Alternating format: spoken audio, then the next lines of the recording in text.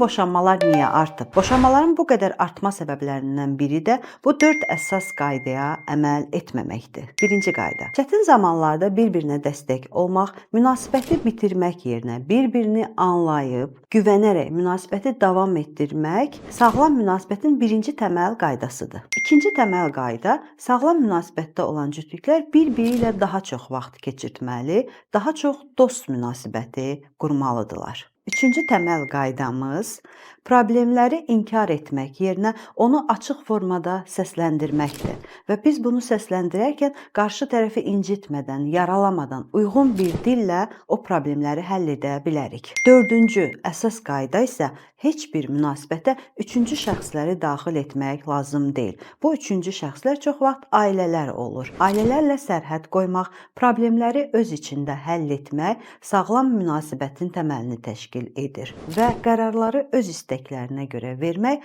ailənin təməlini daha da sağlam edir. İnsan əziyyətlə qurduğu hər bir şeyin dəyərini daha çox bilir. Ailə münasibəti də bura aiddir.